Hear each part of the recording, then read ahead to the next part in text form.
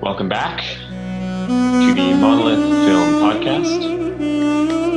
We're cranking them out now, boys. Oh yeah, Fast back to back. podcast coming back. People love it. It's the crew you're used to today, the fucking usual suspects. Today, we are doing The Color of Pomegranates from 1969, directed by Sergei Parajanov. Parajanov? I think How do you say the J? Parajanov, eh? I would say Y, yeah. Yeah.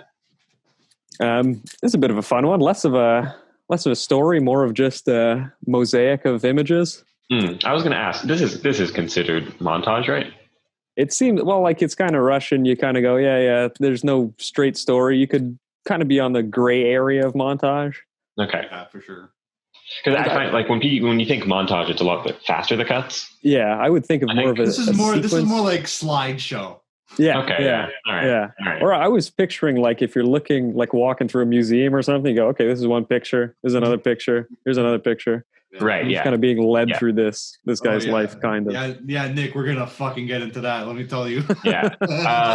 For those who don't know what The Color of Pomegranates is it Armenian or Russian, or is Armenia in Russia? Directed by Russian, about Armenian. Yeah. And takes place in Armenia. Yeah, but I think it's USSR time, so it's kind of muddied as well. But yeah, this is like straight Armenian, I'd say. Except so it's about the life of poet Sayat Nova. Yeah, the 18th century. Yeah, yeah. They got bard. Bard level 100. From what I heard, the original title was Sayat Nova. Okay, yeah, and it was changed because it had nothing to do with his life or something. Yeah, like the too far from his life. Yeah, the government was like, "Nah, dude, that's not." This is a stupid title. This is a bunch of pictures. Yeah, exactly.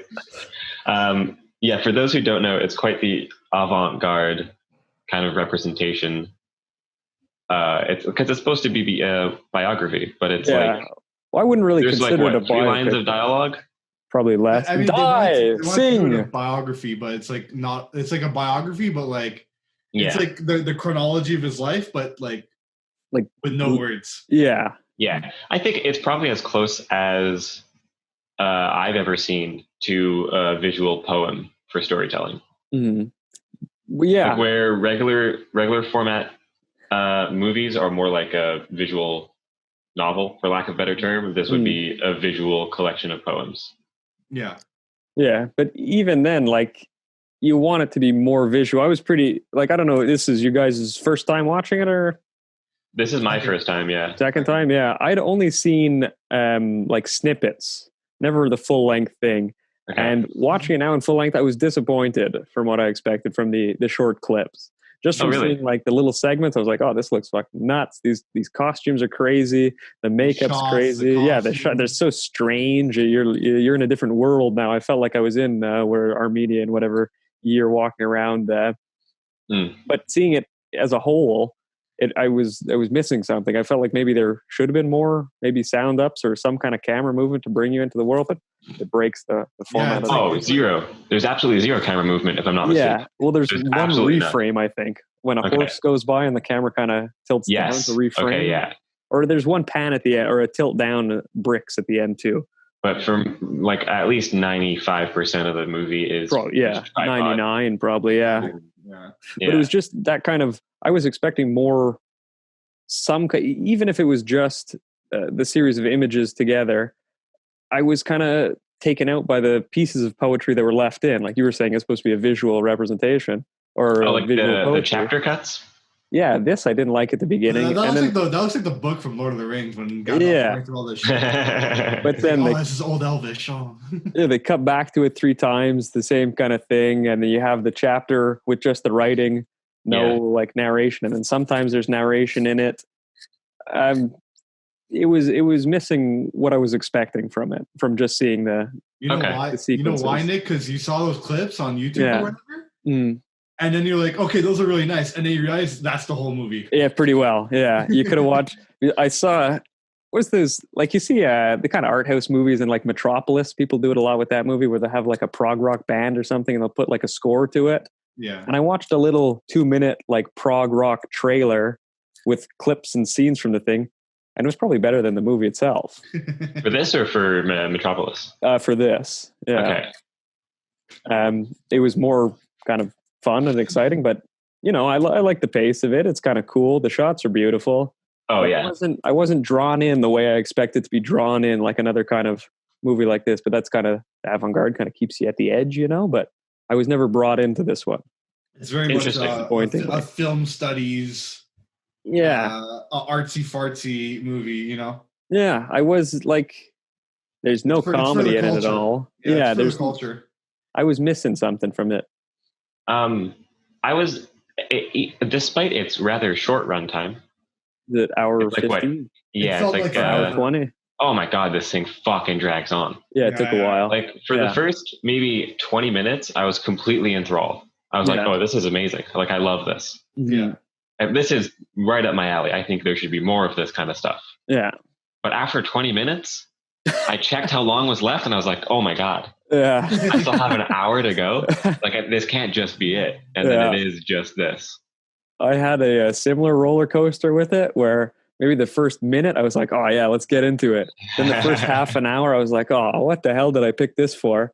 And then at a half an hour I was like, oh, it's pretty cool. It's kicking in. I'm getting into it. Then like 45 minutes in, I was like, okay, I'm going to it doesn't change at all. Like no, like, one note. Like the first 20 minutes, like you're like, oh, these shots are amazing. Yeah. Everything about this is amazing. But then you're an hour in and you're just like, this is sick. It's still the same thing. Like it's just the same thing over and over again, just with different set pieces. Like, I don't know. It's like you needed something a bit more than just composition to bring the person into the story like this.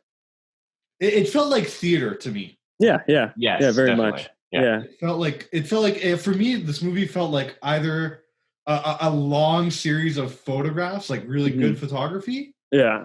Or just straight, it was just like a theater. Like, pretty much that.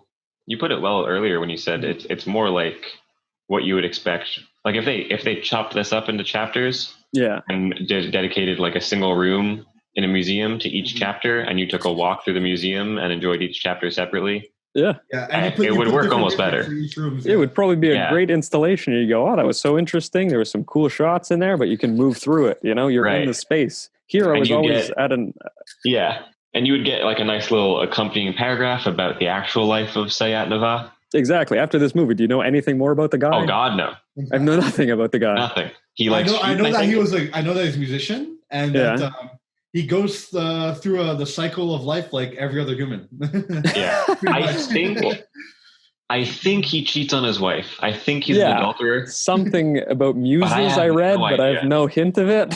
I got the beheading. That was quite explicit, I think, how he dies. And then I read afterwards that is how he died. But that was, everything else though, way over my head. Yeah, well, I mean, there's a few.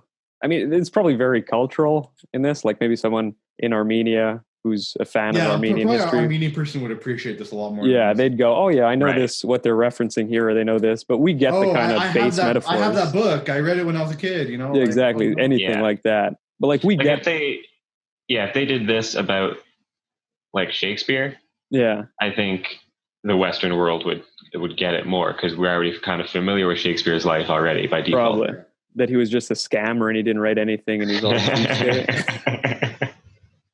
But like, I don't know, like we study English literature in the West. So obviously if they would have picked an English poet, at least there's some base knowledge there. Yeah. But I have never heard of Sayat Nava until researching this movie. No. So obviously all of these images, although beautiful, evoke no real world representation in my mind. Mm-hmm. But that's just because of our Western biases, you know? Right, exactly. Yeah. I'm sure if I would have, taken a class on Sayat Nava and then watched this, I would have been like, damn, that's a pretty cool visual representation of what the hell, I read. Well, this would be a fun, 13th class of the semester. You watch the movie and you go, oh, okay, fun. I'll do a little test next week or something, Yeah, exactly. Yeah. But on its own, I'm missing the context and missing the references. Yeah. Because I also feel like quite a lot of this, although it's meant to be, kind of biographical, or at least representative of his life, I feel like a lot of it is also influenced by his work.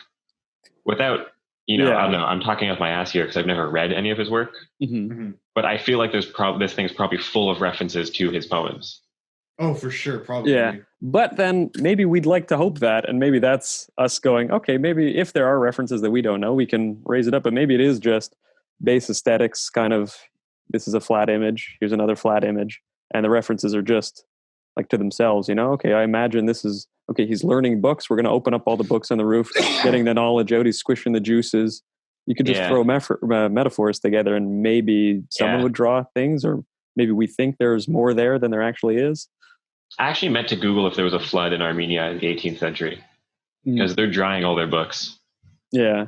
Like a big rainstorm or something. I don't know what they're referencing. I don't know what's going on. Possibly. Yeah, I was thinking of it more as a metaphor where he's getting like the good juices out of the books. Interesting. But I mean, we could say it's anything. It'd be just as valid. I mean, I don't know why, but for some reason my brain went to seeking historical accuracies within this movie. Yeah. Which is, if you watch this movie, historical accuracies is probably the last thing you should look for because none of it makes sense. Yeah. It's just a series of, clips. Well, maybe when the movie was made, that was something to look out for. But like today with this movie and the influence this movie has, I feel like we look at it for how it's made, in terms of like the cinematography and the filmmaking of the movie. That's what I look at for in this movie, today at least. Yeah. Yeah. Like how are we judging this on, though? Are we judging it as a kind of art house thing or as a kind of popcorn movie? Because as a popcorn movie, this fails completely. But as an art house... I'm judging it as a movie as a whole. Like, okay, yeah, just like any other general movie. One. Yeah, because this, you could get the same amount of things. Take every cut it in half, get rid of the chapters. You kind of just get this flurry of images. And I think at a 45-minute thing, you'd go, oh, that was nuts. I have no idea what was going on, but it was cool. If this movie was made a lot earlier than 1969? 69, yeah. Yeah, 69. If this movie was made in the black and white era, this would be like a god-tier movie. Yeah, if this was a silent movie, 1915 or something. Movie in the early 20th century, this would be contender greatest movie of all time. People would go nuts for it, yeah. People would go nuts. This would be a very... more like it's already an important enough movie, but it would be a way more important movie if this was made because it feels like a silent film. It has the look of the silent film. Yeah. Oh yeah, definitely. There's no dialogue. We get the frames where it's they tell us like the text, and there's a lot of music.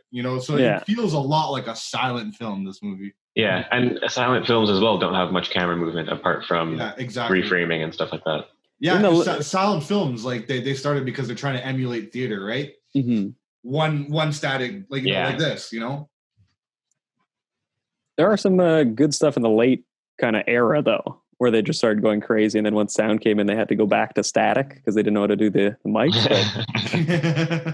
We're kind of shitting on the movie. The pictures are beautiful though. The compositions are nice. Absolutely. 4:3 is they're very beautiful, but as a whole together, as a viewer, something to watch this, it seemed twice as long as it should have been, or somewhere around there. I think bring up the pacing. That's our modern pacing though, but I mean, come on, bring up the pacing. I think like if I would have viewed it in chunks, like every chapter break, if I would have taken a break, grab something to eat, take a walk, do something else to like reset my brain and then watch it like start again, I think I would have enjoyed it tenfold. I think sitting here and watching it straight through is where it's like, okay, it's just, I can't pay attention for that long when it's just nothing going on. Not even in the camera movement, it's like, you look at this shot right here, right? Yeah. Almost every shot in the movie is composed in this exact way. Yeah. It's done in this, and there's no movement, and it's almost every shot is exactly like this. So other than changing the set pieces, there's not really... You see a couple shots, you've seen them all, in my opinion. Yeah. Well, they're all kind of flat images. They're all right in front of you. The foreground is there. The background is there. And, I mean, I guess it's supposed to be composed as they would paint things or do the mosaic. Like I enjoyed those mid close-ups like you just had before much more than the wide shots. Yeah. Oh, really? Yeah. Interesting. Well, because it was a break from the fucking wide shots. Jesus Christ. That's fair. Yeah. And I thought I quite enjoyed his dunce hat. It's fun enough. Yeah. Yeah. Like, I don't know, if it was like a Metropolis cut and someone had an hour and a half cut where they just did whatever they wanted to it and threw on some rock music or something. If they did this with some kind of more modern Armenian music or something, I bet it'd be a pretty banger movie. Get some System of a Down in the background. Something going, a little wah wah wah going. It'd be cool, you know. But I wasn't brought in ever in the movie. I was never drawn in. The pomegranates are red. Hey. The government is bad. They're killing people. Hey. When I was kind of doing research for this one, I saw that Lady Gaga has references to The Color Pomegranates in a recent music video. Oh my god! Like all her costumes. Holy shit! Yeah, and that was. Did you guys watch that one? No, I didn't go. I didn't bother going to check it out. It's pretty much just that. It's just the costumes. Like, there's nothing aesthetically the same. There's no. Yeah, we got Jesus over punching in or anything. Yeah, it would just be like what they look like or the dresses. And while I was kind of scrolling through there, I thought one of the other search results was pretty funny. It was like, Lady Gaga is a genius, referencing obscure weird movie or something. Oh, she's not even the one that probably designed her costume. It was probably her art director or something. Yeah. You know, like. And in like the story of the song too, there's nothing that can tie the two things together other than, ooh, that's a nice dress. I think I'll put that on. Yeah, but I mean, what could you even reference unless you had extensive knowledge about Sayat Nava? You know, and maybe she was doing pulling up some of his poetry. She made a dress is fire, you are fire. Songs. Yeah, maybe it worked. Some of his stuff sounded modern enough. Like, I feel like this English version of one of the songs. Oh God. I don't know. It feels like the target audience is, you know, people who know absolutely everything about Sayat Nava. Yeah, this is very niche. Yeah, which I don't know. Yeah, nothing wrong with that. But that's it's either that, or you're watching it from a film like analysis perspective, like we are, right? You know, or an academic. It's either you're watching it because you're Armenian and you know this shit, or you're watching it from an academic perspective, you know? Well, if you're watching it as like an exercise in composing, you could go, oh, okay, I understand where this guy's coming from. I get this thing. Oh, this is nice. But if you're looking at it more narratively or more as an entertainment or something to pass the time, you're not going to find anything in this. Yeah, exactly.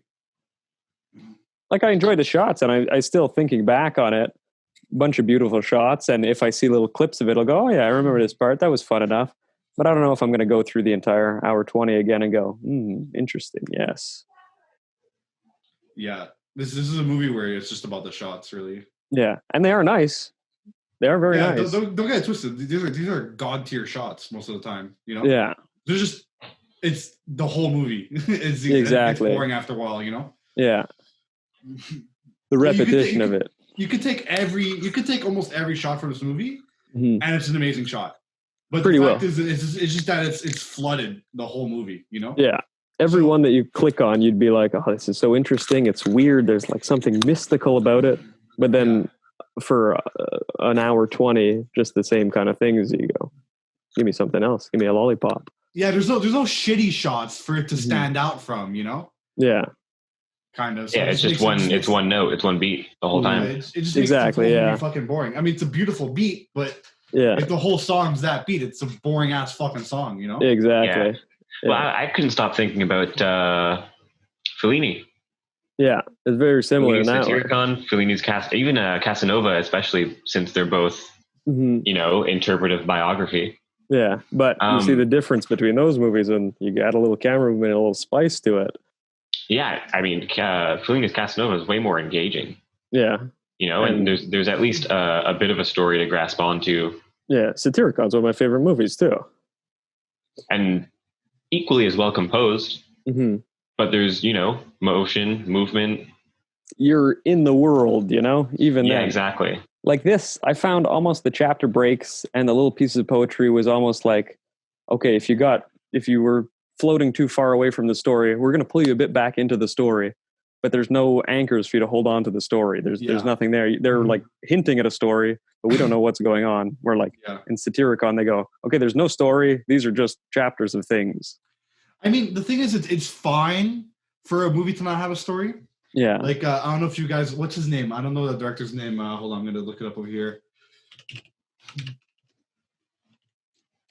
Have you guys seen the John Frick's movies? No. I'm not sure, yeah. He did two really good documentaries. The one's called Samsara. Oh, I've heard that before. One's called Baccarat. Oh, maybe. What's his name again? John Fricke. Ron Fricke. Ron Fricke. He did Baraka and Samsara. Two of the best documentaries you'll ever fucking watch in your life. Oh, yeah? Yeah, but the thing is, there's not really a linear... There's no... you don't know what they're about. Like, there's nothing to tell you... It's very much along the lines of like, in the same vein as Color Pomegranates. Mm-hmm. But the shots are a lot better. Like, a lot better. And a lot more dynamic. And they're about a lot of different things. Mm-hmm. It's not about this one subject. There's a lot of things, like in Samsara, you'll go from Tibetan like dancers to a meat factory in the US. Okay. Then you'll go to like some office guy chipping away at his head or something. Yeah. You know? That would be more like you were talking about before, Lee, where the metaphor, where you get the meaning of the thing between the two images. Right. Here, it was so much of the same throughout. I couldn't draw conclusions between the two images. There's no juxtaposition to relate anything to. Yeah, I mean, it's you told me about these movies. Yeah, the Qatsi ones. How is he related? He's the cinematographer. Oh, really? Oh, that's cool. Yeah, I think these are three, like, the same kind of thing. Like, I guess they're documentaries, but they'd be more documents, just kind of aesthetic detailings of the climate change, I think. Yeah, stuff like that. Yeah. Okay. But so this guy's stuff really reminds me of Color Pomegranates. Mm-hmm. But his shots are a lot more dynamic. Yeah. Right. And much more beautiful, I find. Yeah. Because the thing is with Color Pomegranates, I'm sure you guys know this, is like, sure, there's the shot, but it's really not like the shot. That makes it impressive. It's more of a set piece, you know? Mm-hmm. It's more of like how he places stuff in his shots. Because this is a pretty basic shot. It's a wide angle and it's centered, you know, but like it's more of his placement, his lighting in the shot, and like, look at this. It's just a placement of the things, really. So it's like, the shots aren't that complicated. It's more. Well, it's 100. It's literally just an hour and 20 minutes of look at these very well composed pictures. Yeah, like if it was a series of pictures, like you were saying before, Dante, I think I would have liked it a lot more. If it was, like an installation, like you said, pictures. You know, like it would have been a. But the thing is, it wouldn't have made an impact that way, you know, like this movie does already, because this is a movie, right? Mm-hmm. Yeah, it's interesting. It seems like usually avant-garde art is meant to, in one way or another, progress the medium. Mm. Yeah, but this feels like almost regressive. Mm-hmm. Well, I find it more of an like it's stripping things away from film. Yeah, I felt like it was more of an exercise in recreating that aesthetic of that kind of late medieval, I don't know. No, but this movie is still very important. It's still very influential, you know. Of course. I mean, Like how much of this movie do you see in Jodorowsky's work?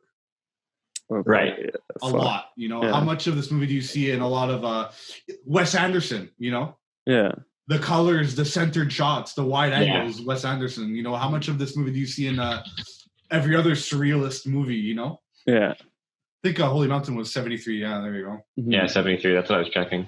This movie's Holy Mountain's aesthetic is completely taken from Color Pomegranates. Yeah, for sure. Mm.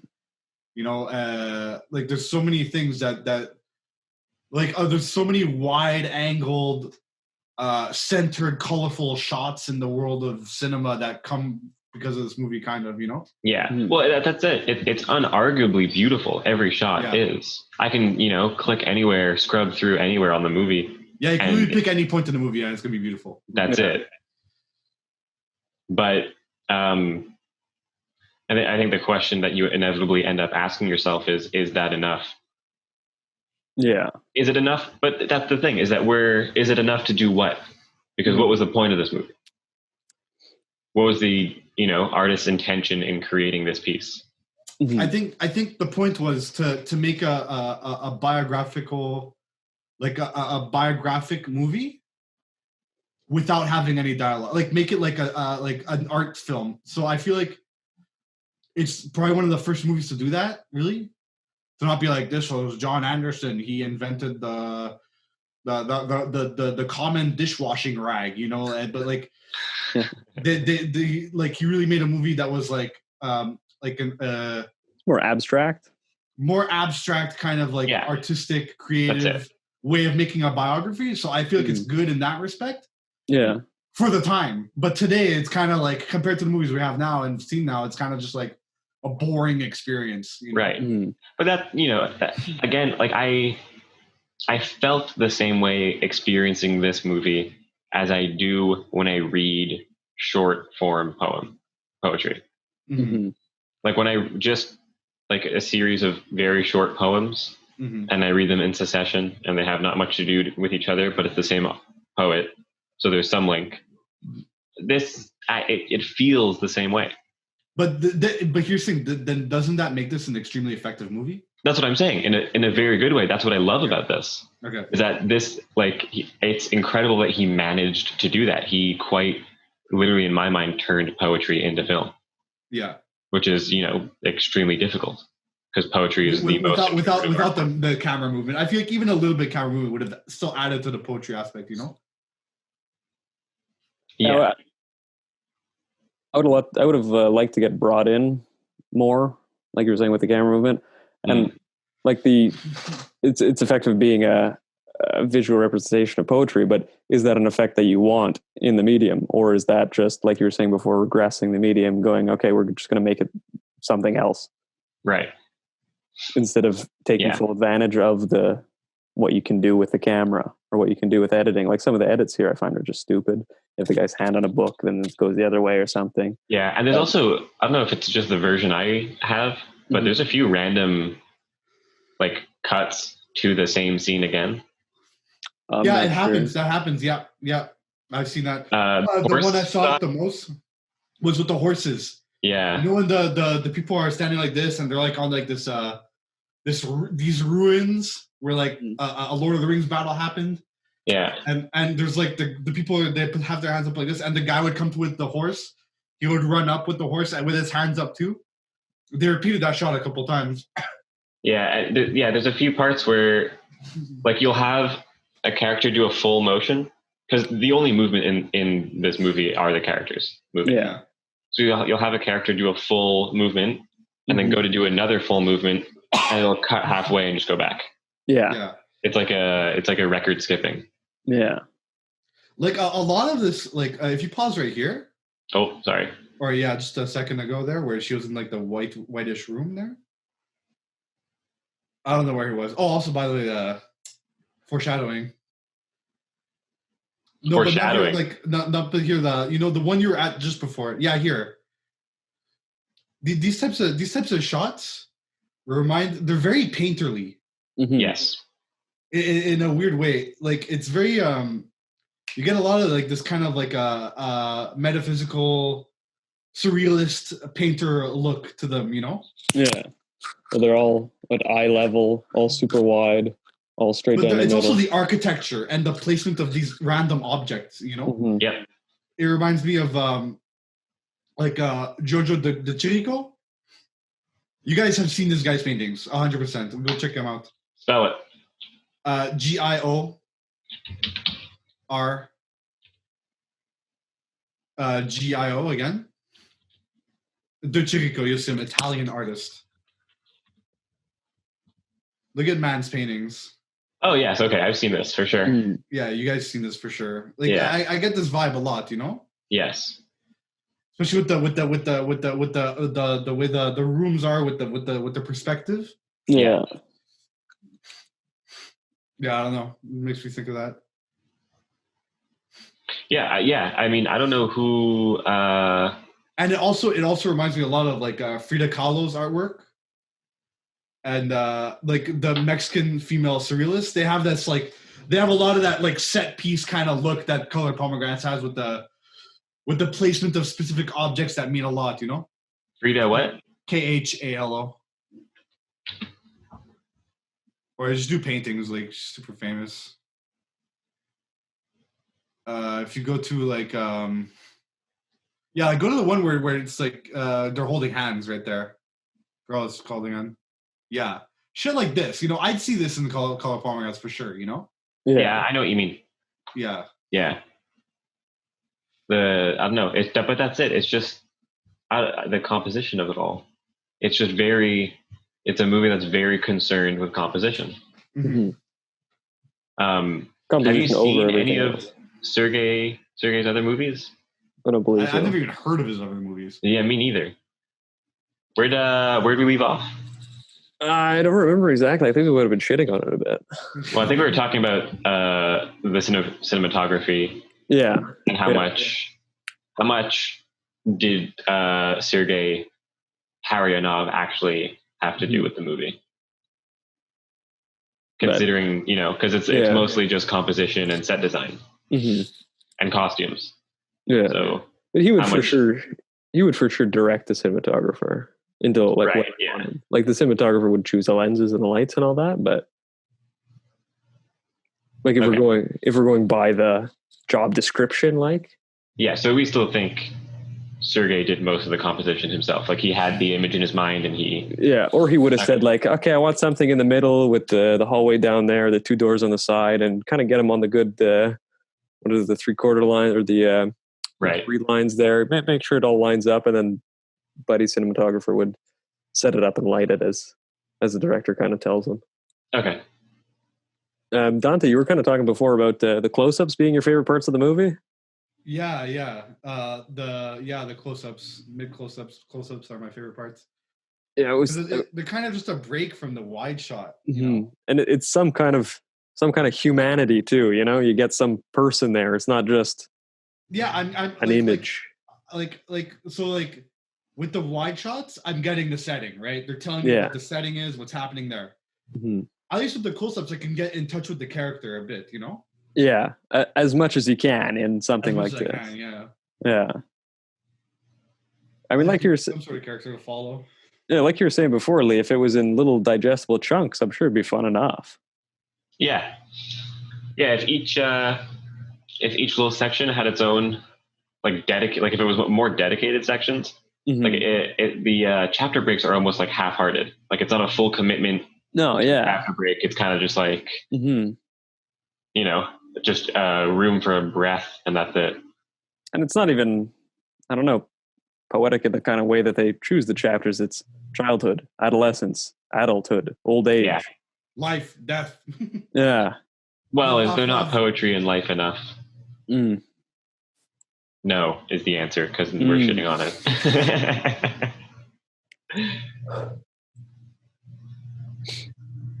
So, how far do you guys think we can go with analyzing this? Yeah, I mean, I think without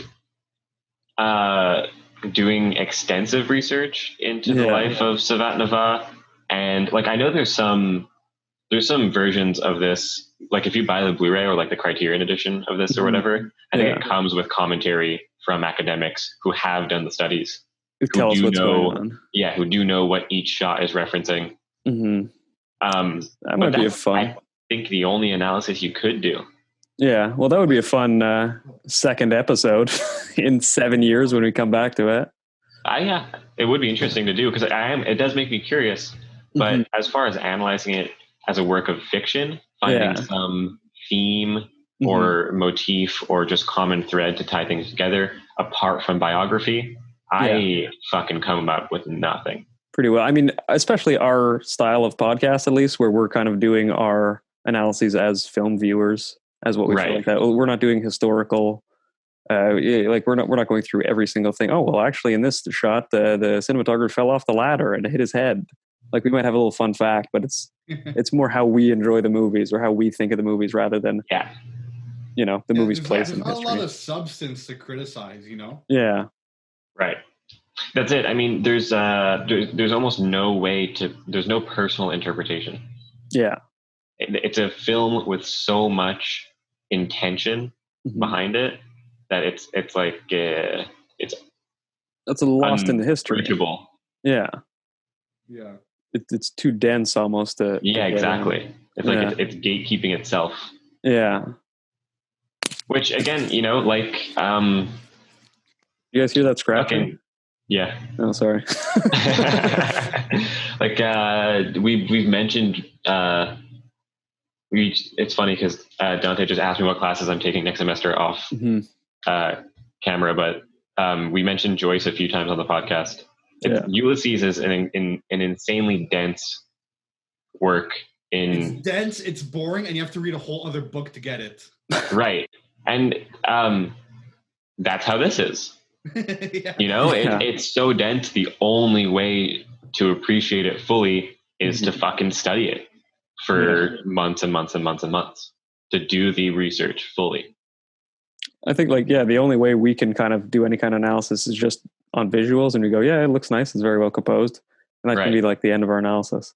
Yeah, I'm sure if we spent... It's like, I don't know why this guy's holding like horns, Yeah. Right. But I'm sure there's a fucking reason. Yeah. I'm 100% sure. There's a reason he's holding that shit. This guy, I'm sure there's a reason why that guy's holding like the golden, why that guy's golden. 100% there's reasons for this that is very intentional, but we don't know it. We don't know anything about the backstory of what's his face, Nova, Yeah, they could be references to his poetry too, to actual events, to it's too much for us to dive into every single individual thing other than just aesthetics. And that's why I bring up the surrealist paintings before, because when you look at Frida Kahlo's work or any real surrealist, every little thing in the work, every object that you see has intention towards it, Right. Yeah. It's not just a fucking roll of the dice and whatever object is face up you paint, They're very personal works for the most part. And they're very everything is a symbol that means something. There's nothing in the painting that is useless, Right. Yeah. I mean, it's like you said, if you don't know the backstory, if you don't know, like Frida Kahlo has this famous painting about her miscarriage. Okay. Great painting. But if you don't know that she had a miscarriage, or you don't know that was a big part of her life and an important part, you're not going to appreciate the painting at all. Right. Yeah. And we can scrub through the movie and pause on any scene and compose it and analyze it. Based on composition, based on the elements within it. Yeah. Like we would any other photography, image, or painting. But I don't even know if we could get anywhere because there are so many of those images in this. Like you said before, Nick, with the wet books. Yeah. I thought they were referencing some historical fact about, some major flood in Armenia or something when the poet was a kid. Yeah. But you interpreted it as a metaphor for the juices of knowledge seeping out of the books or whatever, right? Yeah. Yeah. So yeah, you can, take a scene, take a shot, analyze it however you want. I don't know if we're gonna get anywhere though. Yeah, and then is our analysis any more justified than anyone else's analysis?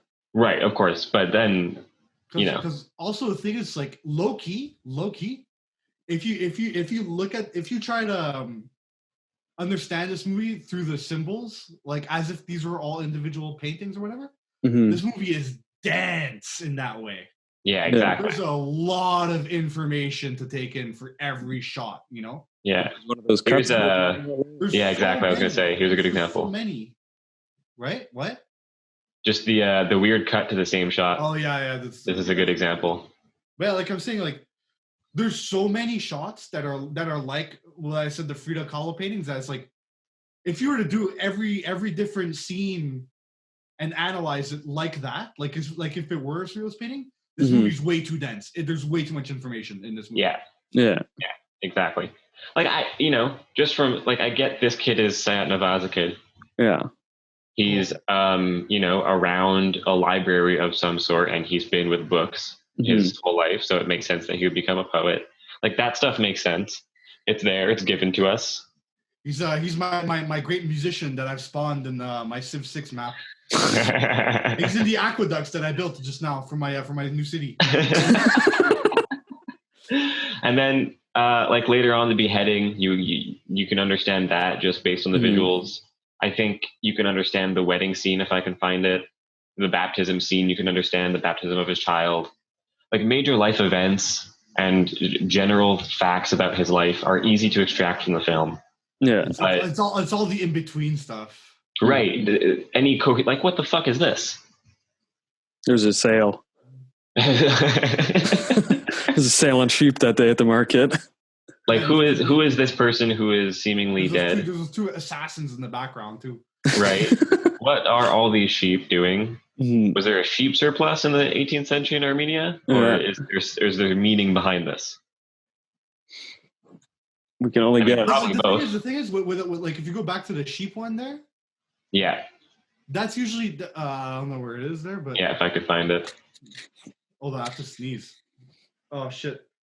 Anyways, that's like a shot, or like that's like a scene that seems like if you took the shot out of the movie, this would be like an important moment that would have a lot of exposition around it, you know? Right. Yeah. But this is just another shot in the movie. Yeah. This is part of the exposition, you know? It's too much information. Right. Like, yeah, exactly. Like if you showed someone this shot and said, how do you think we got here? And they would come up with a whole story, and then you show them the movie and you don't get here. You just are here at some point. Yeah. Yeah. You just appear here. Yeah, exactly. Well said. It does feel like you were saying before that it's the wrong medium, and as a installation with some explanation, it would be a lot more effective. Yeah, a little blur, but that's it. I think they sell editions of the movie where it is basically that. They cut it up in sections, and there are people commenting about what each scene represents in the life of the poet, and then yada yada yada.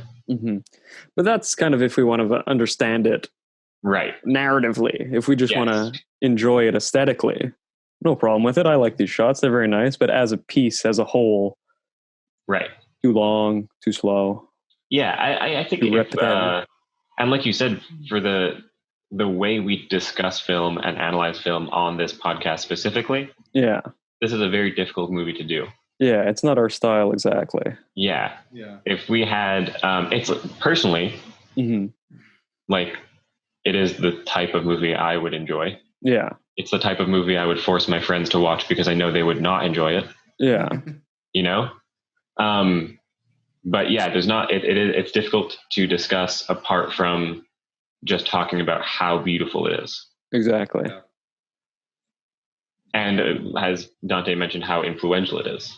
Yeah, that's pretty much it. You know, like we're all we can really talk about is the formal qualities of the movie. Yeah, we may glean more from the comments and reviews than anything.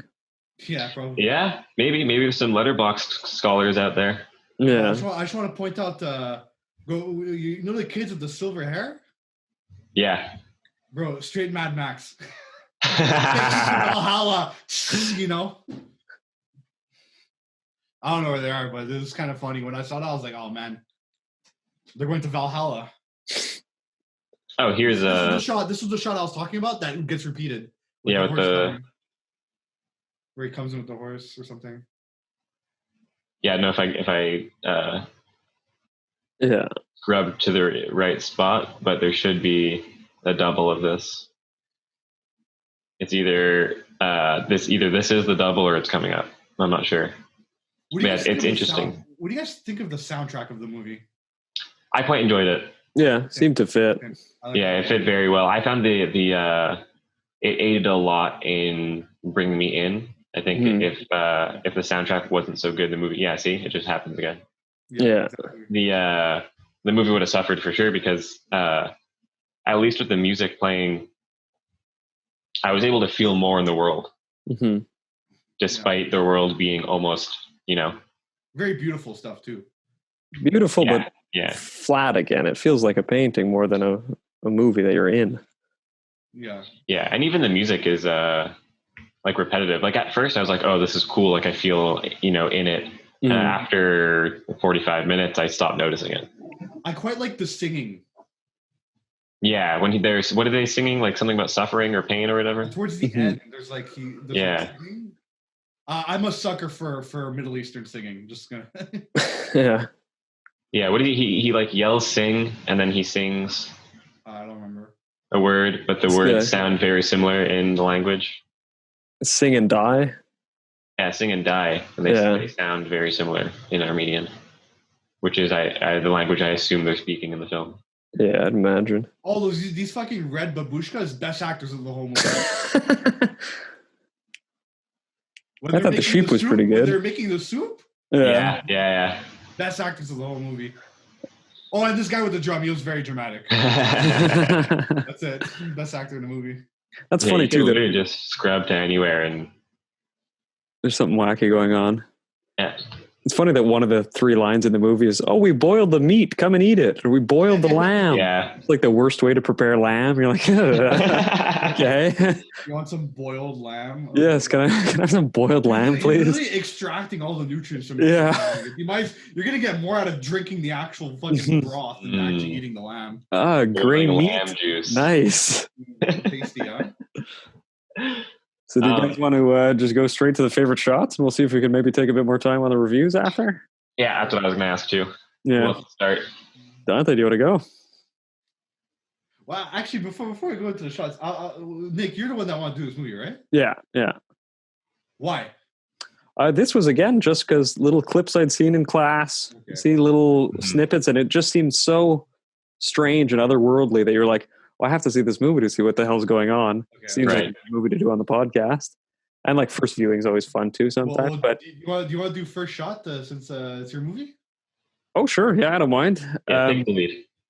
Yeah, I got 1907 written here. 1907.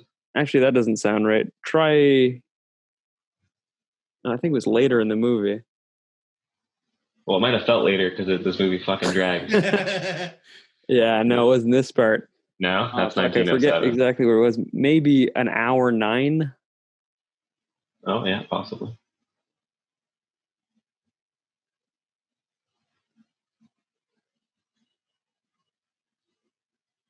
I have no clue. I think it was right after a chapter marker. It was a lady with just white face paint makeup on a gold background. Oh, it's the... No, not that lady. Another one similar to... I mean, they're all kind of the same angles, but yeah, I'll have to find it and send it to you. It is just a fun image. And like you were saying, Dante, it's some kind of feeling in it, some kind of humanity in it. It's not just the kind of wide exposition. Too bad I took the wrong time code. Yeah, what's that about? I don't know. Hold on, let me try and find it on my phone here. Where's the you guys tell you the gold background? I'm sure we can just find it because there is some thematic progression with the shots. Like this room stuff you get. Yeah. Often the girl stuff you get. Mm-hmm. But then again, I have no idea who these characters are that are coming back. Right. That's also very true. I read somewhere that the movie is mostly about the poet's relationship with women. Yeah. I was like, okay, cool. Yeah, there are some girls in this movie, but I don't fucking... Yeah. You know? Like especially, there was like one scene where I was like, oh, this could be some artistic representation of like him losing his virginity or whatever. Mm-hmm. But it would take so much like mental gymnastics to extract that from the shot I was looking at that I didn't even bother writing it down because who fucking knows? Yeah. Like this guy right here, this is so surrealist. Yes. Yeah. Like with him doing, it's also very Lynchian, kind of like with like these very specific items. Yes. You know, that mean very specific things in a weird way, you know? But the surrealist painting stuff I got right. Like the second this movie started, just painting the head scene. Like I don't have the art history knowledge to pinpoint the painter or the name of the piece, but this was definitely making surrealist paintings I've seen recur in my brain while I was watching it. You know, for sure. As long as even you get the feeling of it, it gives you the same feeling. It was definitely conjuring up those images for sure. Yeah, I found the clip there. Okay. What time is that at? I have no idea. This is a trailer I picked up. Okay. Well, all right. So for our viewers at home, You have to look right up at Nick's camera. We'll punch in. Yeah, I'll find that and send you the time code there, Lee. Yeah, for the edits. Yeah, if you want to get the edits. Yeah. Mine is coming up. Mine is with the kid in the books. The one on the roof. Yeah, not this one, but the wide when he's on the bigger roof. Yeah. Oh, just give me 1 second here, guys. Maybe mute your mic before you leave. Too late. He's gone. Oh, was that it? Was that it just there? Yeah, this one. Here, Kobe. Oh, that's a good one, dude. Holy shit. Yeah, this was my favorite. And I was bummed that it happened so early because the second I saw it, I was like, I know it's going to be my favorite. Yeah. I was like, nothing to look forward to, but this is definitely my favorite. Just a kid and a bunch of books, you know? Yeah. That's definitely my second favorite. Yeah. I think it's almost like obviously, you know, I was going to say relatable. Obviously, I've never hung out on a roof with a bunch of open books. Yeah. But like just the feeling I got from it of being a child obsessing over books and like finding out that there are these millions of authors with millions of books that you want to read, and it's just a never-ending sea of literature in front of you. I don't know. I like this perspective from the floor. Yeah. Yeah, it's really good. Yeah, I think just with this one still is a good representation for almost any author as a child, or you know. How are the books not falling down? They're wet. They're wet and sticky. But he's lying. His back's against like a 90-degree surface. Yeah, I don't know. I mean, like you said, surrealism, right? Yeah, there you go. There you go. Yeah, you read the books enough times, they get sticky. I don't think you're reading them. Bro, those are Armenian playboys. What are you talking about? Yeah, exactly. It's all hentai. It's just being described to you in Armenian writing, you know? Dante, what's your favorite shot? Mine's, I think, go to 1824. Oh, that was close to 1907. Is it this? It's a close-up of her face in front of the mirror thing with the spinning and... Spinning Cupid? The veil in front of her? Hold on. I quite like that veil stuff that they were doing. Yeah, that's cool. Yeah, that was fun. Yeah, that's the cover too, I think, of a lot of the versions. Signature shot. Yeah. Okay, maybe like 1812. It's where she's like twirling the cord close up. Okay. I don't know if you could find it. Yeah, well, let's not this one, eh? It's closer up. Oh, maybe. Yeah, closer up. It's where we have like the profile shot of her. Okay. Doing that, you know. Yeah, here. There you go. Yeah, that's pretty sick. Yeah. Yeah, so it's more like 1804. Yeah, 1804. Yeah, this is my favorite shot in the movie. I just fucking like it. That's it. Yeah, man. I mean, what else are you gonna? I have nothing wrinkle brain to say about it. Like yeah,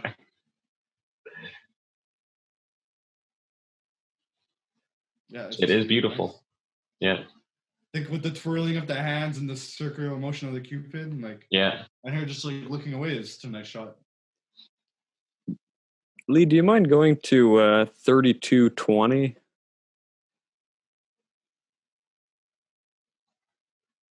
No, I have different time codes here. Really? Did we have a different version of the film, perhaps? Maybe, yeah. This is around what you asked for. This is like the cover of the movie. Yeah, this is the veil stuff. That's cool. Is that what you were looking for? No, I'm looking for a here. The super famous veil shots. Oh, there you go. So that's saying 35. So it might be 30. 3 minutes off. Okay, possible. So then 19.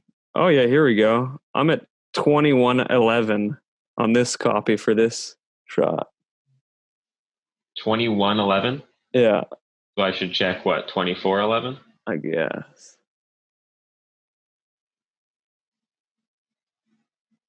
Oh, there we go. 24:06. Okay, different versions. Hold up, it's like loading in or some shit.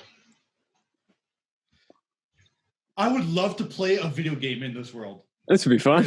Oh, that'd be an interesting video game. It would have to be very. I get big Shadow of the Colossus vibes from this movie. You know, I would totally play this video game.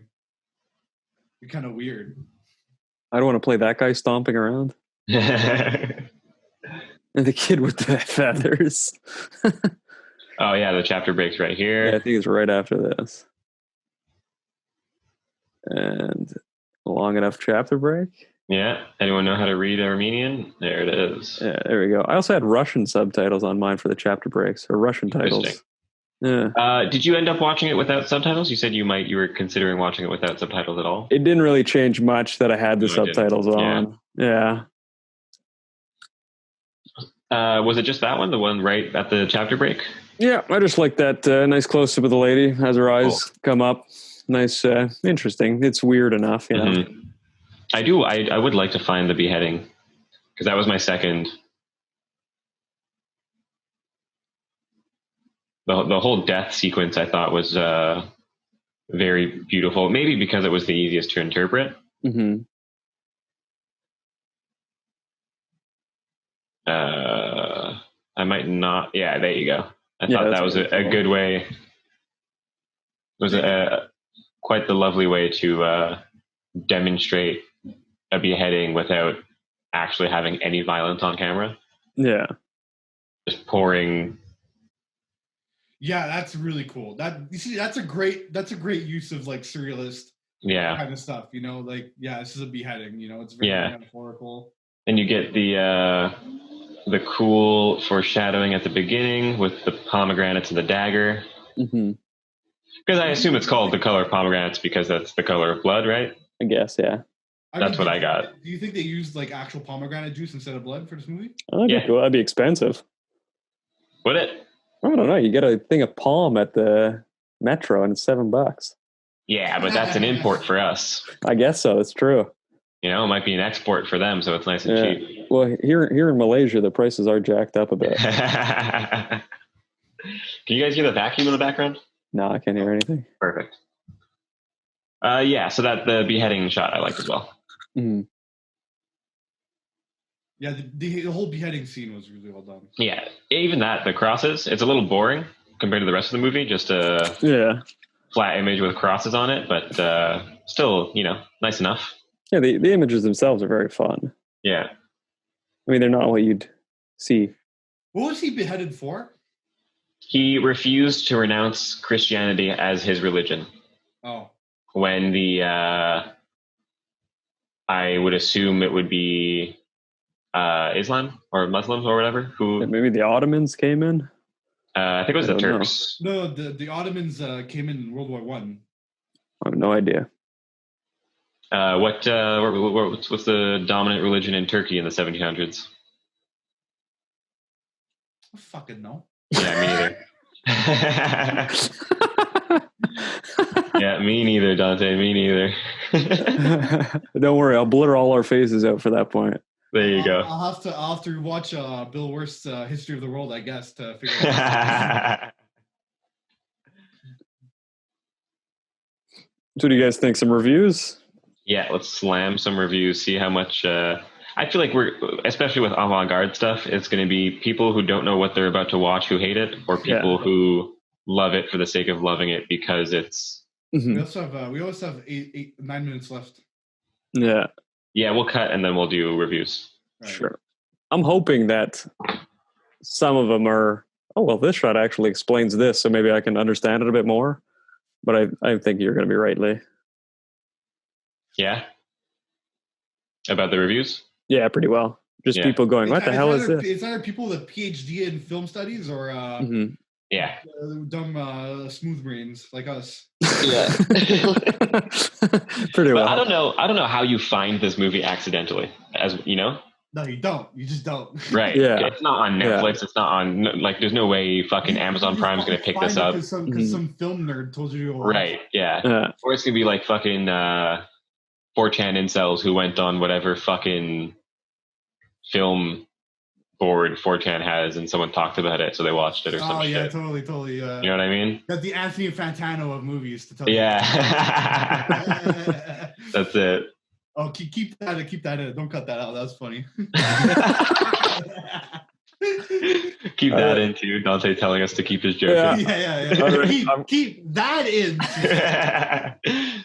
All right. Well, yeah. We'll take a short commercial break and we'll be back for some reviews. As a 4.1, but it's got a weird distribution where there's a lot of like 5s and 3s. Yeah, no, I think this is 4. The 5s are 100%. Those 5s are 100% those pretentious film studies people. Right. Yeah. Exactly.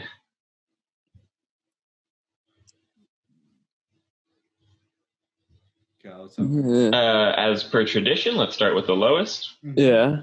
Okay, Lady Gaga reference already. That's nice. There you go. If my inner life looked like prissy actors in makeup staring into the camera with deadpan expressions for 80 minutes, I'd probably write sad poetry too. Oh, there you go. Fun enough review. How is that a bad review, though? That sounds like the movie is an accurate depiction of his life. Yeah, I guess so. Idiot. What an idiot. This was just not for me. Fair enough. I like the guy right under that. Just Rosa, just the emote. Yeah.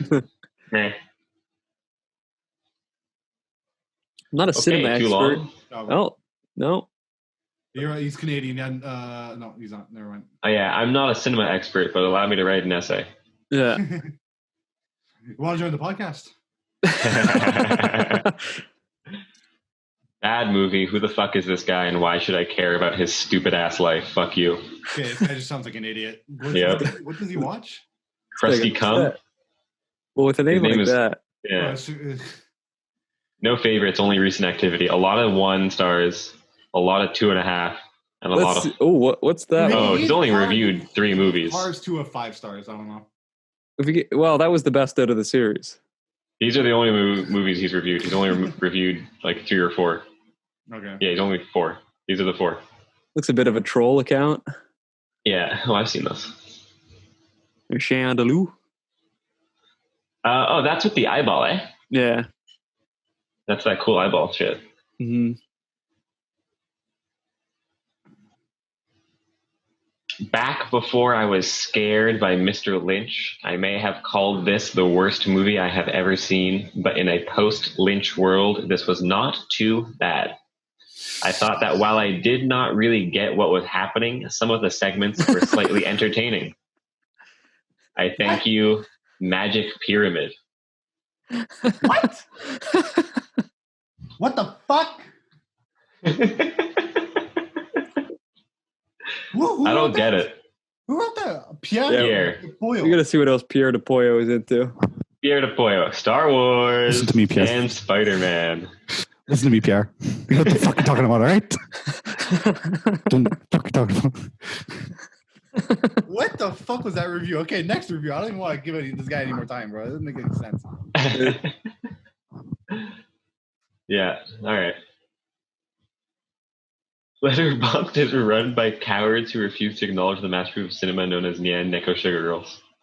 Okay, yeah, those guys troll. Sorry. Yeah. We're getting scammed today, boys. No, bro, that guy had me heated. He had me heated. Oh, this is a good review. Miscule on cella mistri mortes kes sulinti ristin tabo pisto de dadalulal. It was good. Yeah, agreeable. Very, very, very educated review. I completely agree. Okay, this is another troll. Well, I think we're getting had here. I think we're getting fished in. Yeah, we're totally getting fished in. I wonder if the good reviews are similar. Cinema should be guns and girls. Well, he's not wrong. And beer, apparently, according to the Australians. Oh, fuck. Oh, there you go. You don't like the yabba? You don't like the yabba? This is what dreams are made of. Surrealism. Not close enough, yeah. Fair enough. He watched it tomorrow. We're recording this on the 6th of January, 2021. He watched it on the 7th. This guy's he's on the opposite side of the world. This guy's nuts. He's a future man. All Time right. traveler, if you will. He's going to corrupt the file now. I have to restart the recording. No, dude, it's fucking Pete. It's Pete. It's Pete. Oh, no. It's Pete. If I hadn't read the description before pressing play, I wouldn't have understood a single moment of the entire film. 100 out of 10. Wes Anderson owes Harryanov's estate money also. Hey, 5-star. Armenian you did call bias, it. though. Yeah. I don't know. Seems like there was a lot more colors than just pomegranates. Shut the fuck up, Ray. What an idiot, Ray. What a goof. Okay, this guy's name is Cinematic Critic, and that's a big boy. All right, well, let's just read the very last paragraph and see if he has anything to say. This is like a Dali on film, except the imagery is looking to the past rather than to the future. I can see why Martin Scorsese likes this film so much. Seems a bit of a dork. Yeah. Who's this? Who do you guys know? I don't know who's Martin Scorsese? It's Scorsese, I think. Okay. I think I've heard of him. He stereotypes my people a lot. His movies. Okay, cool. Mm-hmm. Taxi Driver's good. This was like check. Go back up to Cinema Critic there, whatever his name is. Yeah. He's just achieved such a mastery of cinematography, but like, it's just wide angled centered shots. It's not like they're doing crazy camera movements or anything, you know? Right. Yeah. Like as a like that's a task to get all these shots to be in that same tone. So I mean, as an experiment in tone, or I don't know how to describe it, there's still something to be said about having so many shots in that same kind of late medieval style that you go, oh yeah, it's interesting enough. But then, do I need to see 100 of them, or can I just see 17? Yeah, like, there's definitely shots that came before this movie that were like a lot like that were amazing too. You know, it's not like this movie invented shots. You know, yeah, right. Like I could think of some Orson Welles movies that have amazing camera movement and amazing shots that came out way before this movie. You know, for sure. But I mean, yeah, it's the same. Yeah. Like, I mean, we already talked that much shit before. I don't know. Yeah, you'd want the camera to move. You'd want the world to be rounder. You'd want the characters to maybe be rounder and the story to maybe be a bit more in the forefront for something like this. But it's an avant-garde kind of movie, and it's part of the treaties of the movie to be in that kind of flat format and follow that aesthetic throughout. So, like, I don't know, if you remade it now, maybe it would be more exciting, but you'd lose maybe a bit of the poetic side of it. It was fun enough. Yeah, but I don't know. Makes me think of Malik's Tree of Life. Yeah, but that's just as poetic, and there's way more movement. There's way more motion. Yeah. Just as much a life story told poetically through images, but there's at least something to engage the audience. Mm-hmm. Like, this is kind of testing the viewer's knowledge and attention. Yeah. You can get into it more, but to have that on your resume saying, oh yeah, I made the entire feature-length movie, all of static images, all flat in this style, you go, oh, okay, well, that's fun enough as an experiment, but maybe in practice it doesn't work out the same. Mm-hmm. Yes. Cut myself open and transform me into. Yeah, I don't know. I read that too. Unreal feat of cinema. Feet. Yeah, he was just looking at the guys stepping on grapes. Yeah, exactly. These feet are unreal. Typo. Yeah, it's a typo. Oh. Book Boy Fantasia. So many magazine spreads have wanted what this movie has. The man with a peacock in his mouth. Let's do more with monasteries. They don't have to be gloomy. This is such a vivid treatment of that milieu. This is also, I think, an exquisite dance movie. I mean, if you look at it as a dance movie, go, I heard that in David Lynch's voice. Sorry. That sounds like some shit he would say. I don't know. Yeah, these reviews are kind of poo-poo. Yeah, they're not the best. You guys 3-star reviews. I'm curious to know what people rated it in like the 3-star area, Hypnotic. Okay. A beautiful cinematic poem of utmost originality. When reviewed recently. Let's do review activity and go through the most popular ones. We might see. 4 stars. These are 3-star. It's got some likes. All right, go ahead. This is a beautifully short movie about the life of an 18th century poet Sayat Nova. often referred to as visual poetry. It comes from scene to scene. It moves from scene to scene, packing a lot into each frame and challenging the audience to find the meaning behind the characters' actions and props. Too dense, like I said before. Mm-hmm. Right. There's a lot of it to appreciate, mostly the visual style and idea of making a biopic of a poet so poetic. Though, if I'm being honest, I just didn't connect to it. I struggle with what to say about great films, quote unquote, that I don't connect with because my first reaction is to blame myself for not getting it. I had a similar experience watching a Reiner Warner Fassbinder film recently. I don't know how to pronounce it. I know who that is. I don't fucking know how to pronounce the name ever. It was considered one of his greats, but I became quite bored watching it. With this film, I do see why people really appreciate it, and it was never a dull watch, very dull watch. But I did not pick up on some of the references in the film, such as his complicated relationships with women, and references to the biblical flood in Genesis. Oh, I guess that Oh, there you go, Lee. Ding, ding, ding. This is definitely one of the more unique films you could ever see, and would recommend a watch if you haven't seen it already. I read like a 12-year-old. Sorry. I thought it was a good segment.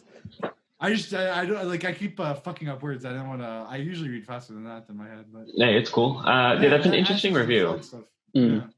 Yeah, I don't get how you can make. I don't know. I didn't connect it to the Bible at all, but it makes sense if if he was a devout Catholic. Mm. Yeah, there you go. There must be because there is a lot of religious imagery. There's there's tons of it. Yeah. But I didn't catch that specifically. It's too bad he doesn't say which Fassbinder movie he's talking about. Yeah. Who's this Fassbinder guy? He's kind of like in the same class as Herzog and Wim Wenders, the kind of German new wave guys, or the German cinema guys. But he was like more TV kind of stuff. Like he probably has 100 movies that he did. Okay, nothing I've seen. This guy's also a very important cinematographer. Well, I've heard the name many. Oh, this is his acting. I don't fucking care. Okay, it's pretty much the same shit. Yeah. Yeah. I've heard the name before. I will admit that I've never even heard of one of these titles. Mm-hmm. It's a lot like Wim Wenders movies. Like they're pretty well the same. Yeah. Okay. Just in German instead of Paris, Texas, or something. Right. Do you guys want to go into our reviews? Yeah, I think we're getting pretty much nowhere. Yeah, I mean these are user reviews a bit lackluster, and we're not really learning much from them. Yeah, it's people stroking its cock, or people saying that it's, or people trolling, really. Yeah. Okay, here we go. This movie's 2-star review from Connor. Because it's a funny review, though. This movie is for dumb eggheads who like poetry and probably couldn't even score a hot chick if they tried all year. Yeah, there you go. Accurate. Well said, Connor. That's my favorite review ever, I think. Yeah. That's a good review. That's a really good one. I couldn't score a hot chick. Why the fuck is Matrix Reloaded his favorite film? That's pretty funny. That was a good review. Eggheads who like poetry who couldn't score a hot chick if they tried all year. It's definitely that type of movie where it's like a girl's like Stacy's like, hey Nick, can you recommend me a good movie to watch? Oh yeah, you should watch Color Pomegranates. It's very the level of fucking edgy cinematography, pseudo intellectual. It's like oh hey Leah, can you recommend me some indie pop music to listen? Oh, you should listen to Cara Bonino. That's really good stuff. Hell yeah, dude. 100 gex. I mean, it's good. Just fuck up 100 gex right now. I'm gonna kill you right now, all right? Fuck the curfew, all right? You guys don't even know how much pussy I got off watching this movie. You guys don't even know. Oh yeah, in the film world, but go outside of that. It was actually in the. Never mind. But I do feel like this is like the type of movie someone would recommend and then instantly go, oh, you know what, though? You probably wouldn't get it. Yeah. Maybe. Like those fucking douchebags. Or if you're trying to recommend it just to impress someone, to show right, you have film chops, It's like Lee when I was telling you about, I think I was telling you both, but I know Lee, no, I told Lee this, but I had this roommate that refuses to watch John Wick. Oh yeah. But she's in film studies, but she doesn't know anything about films, all right? She doesn't know shit. But she's super pretentious about this type of stuff. So she's the person that would recommend this to someone over John Wick. But John Wick's an incredible movie. Like, yeah. I hope she's watching. And John Wick is a very artistically made movie too. You know, it's not like it's actually John Wick's a fucking dope movie. Like in all regards. In all regards, even academically, it's a great movie. Like you can analyze that movie very well. But it's like just because it's an action movie, it's some peanut brain stuff. You know, like it's like she puts on the same level as Transformers movies. Like get the fuck out of here. Yeah. Okay. When you compare anything to Michael Bay, it's an insult. Yeah. I don't know. But this is the type of movie for her, so yeah. Not to each their own. Yeah. So what did you think, Dante? On the good old 10 score? Look, here's the thing. On the good old 10 score, as a painter, it's like a 10. Yeah. Okay. As a visual artist myself, it's a 10. Okay. Yeah. As a Dante watching a movie, I give it a 7.5. Oh, that's still a high rating. Yeah, that is still good. Unexpectedly high rating. For the viewers that don't know, on our scale, that's a high rating. Yeah. 5 is average movie. Below 5 is bad. Above 5 is good. Right. But I feel like for some people, if they say if I said 7.5 to them, they might think I think it's a shitty movie. It's a good movie. Yeah. It's just like it has some pitfalls that make it not. It's not an enjoyable experience. You know, it's an enjoyable artistic experience, but it's not an enjoyable cinema. Like not even cinematic, but like movie experience. Yeah. You know, I'm not watching this with my chick at night. You know, like exactly. Hey, babe, you want to rent a movie? What should we rent? I'm not renting this one. I'm sorry. Take a walk down to the local Blockbuster and rent the movie. But if she was like, oh, what movie should I pick out to analyze for my film class? Boom, got it right here. There you go. Yeah. So Art me says 10. Like normal, watch a movie kind of guy. It's like a 7.5. Still high. Good rating. Yeah. What do you think, Lee? It's still like regardless of all the criticism we had, it's still a really good movie. Yeah, image-wise though. Image-wise. Yeah. Yeah, that's it. I mean, and it's effective with its poetry. Like, right. It's an effective movie for what it's trying to do. Its objectives are there, and it achieves it. You know. Yeah. It's just kind of boring. You know. Yeah. Yeah, I mean, I agree. Yeah, you know, like as an experiment, as an avant-garde film, like in that genre, it's definitely like close to a 10, man. But pooled together with every film ever, just watching it, you know, the same way I would watch any movie, but aware that it's avant-garde or whatever. It's hard to rate on the same scale that we've been using just because it's so different. Also, we have to we don't have to, but I'm saying it's like we usually do our scoring based off our enjoyment of it or like how we liked it there. Yeah. But it's like this movie is so important.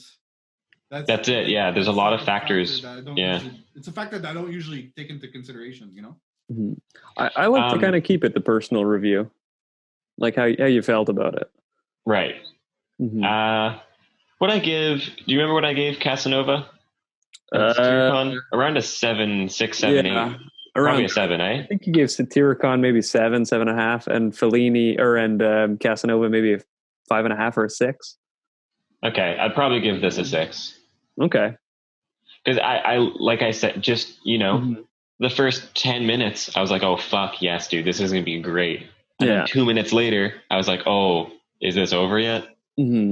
So there's no way to enjoy it other than intellectually. Yeah. You know who'd be sick with this movie? Oh, sorry, go. There's I don't know. I feel like there's no way to enjoy this movie other than intellectually. And although personally I have no problem with that, you know, it's not enough to make it anything higher than a 5 or a 6. It's definitely my type of movie. I will be rewatching it and I will probably do my own personal research on it. Yeah. Well, give us an update when you do. Yeah. Well, I'd like to watch the commentated version as well. But yeah, as a movie on the same scale as every other movie in the world, you know, probably a 5, 5.5. Fair enough. Nah, I'd give it a 6. Oh yeah, because it is, like I did enjoy it. It is good. It is above average. I liked it more than the average movie, so it's at least a 6. Mm-hmm. What are you gonna say, Dante? I was gonna say it would be really cool. Like, obviously this is impossible, but if this movie was shot with the cameras we have today, it would be such eye candy. Yeah, actually, while watching it, I thought it'd be really interesting to do like a shot-for-shot remake, but in a metropolitan city instead of in a medieval setting. Mm-hmm. I thought that would be interesting, but with a fucking like some crazy Sony camera, I don't know. Yeah, like for sure we could just walk around Montreal and find like pretty close dupes for every set. Yeah, but this is again kind of a fault with the movie too, is that we think about it and go, oh, how could we make it better, or how could we make it more enjoyable? Because like there's so much. It seems like there's but when we're like what I said, at least it's limited by the technology they had in that time, so it's not the yeah. I've actually find I don't know, it might add to the aesthetic. Yeah, because I think if like the same goes for Fellini's movies, if those movies were made today, I don't think they'd be as good. No, probably not. Yeah, no. Yeah. I don't know. It depends. Well, you have it's extra, an interesting give and take.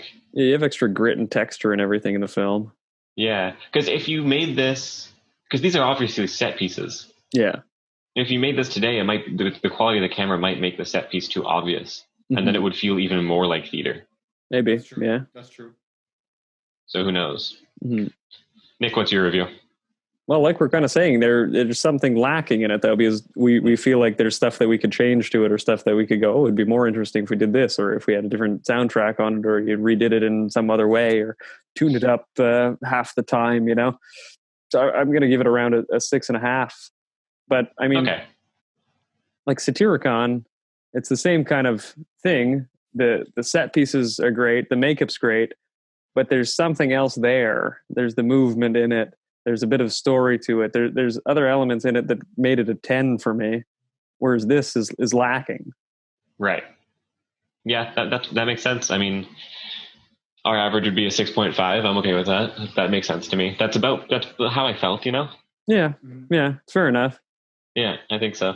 I mean, it was fun enough. I mean, it's a little interesting podcast. I guess it's a bit different than the normal that we'd usually do. So, I mean, it was worth the watch, but I don't know about a rewatch for myself. Really? That's my second time watching it. Yeah. I'm definitely going to rewatch it. I mean, I definitely will, yeah. We'll get a redux. Despite it feeling long, it is a short movie. At 80 minutes, I could just fucking, right before bed, throw that on. Yeah. Just, a quick little hour. Pass the time. Yeah. It's a good falling asleep movie. It's going to be my alarm clock every morning. I'm going to watch The Color of Pomegranates. You should just have that golden hand come in over your face every time they wake you up. That's the alarm. All right. Well, yeah, good podcast. That's the show. Yeah. Do you want to plug anything, Dante? Check out my Instagram at daffy.dante on Instagram. I don't know. You guys can fucking follow this podcast on everything pretty much. So there you go. Rock and roll. Apple Podcast, Spotify, whatever the fuck, like if there's a social platform where you could possibly find podcasts, we're there, and you'll probably find us. Got it. And you can follow us at the Monolith Films Pod. Hell yeah, everywhere. You'll find us. I'm confident. If you're listening to us already, you'll find us. Yeah. You already know. You probably already follow us, right? Let's be honest here. Right? Well, even if you stumble upon us, you either already follow us or you live in Malaysia. I'm confident that all our reviewers have the tech savvy to find us on every platform. At least, yeah. There you go. Well, do we know what we're doing next? Any teasers, or just stay tuned for the surprise? I think stay tuned for the surprise, because we might have to chit chat about it. That's it. There you go. Yeah, it's gonna be Sharknado, all 6 movies. A lot of different sharks, all right? All right. I'm just throwing it out there. It's fucking funny. Well, thanks for listening, everybody. You guys can There you go. Tune in next week for another movie.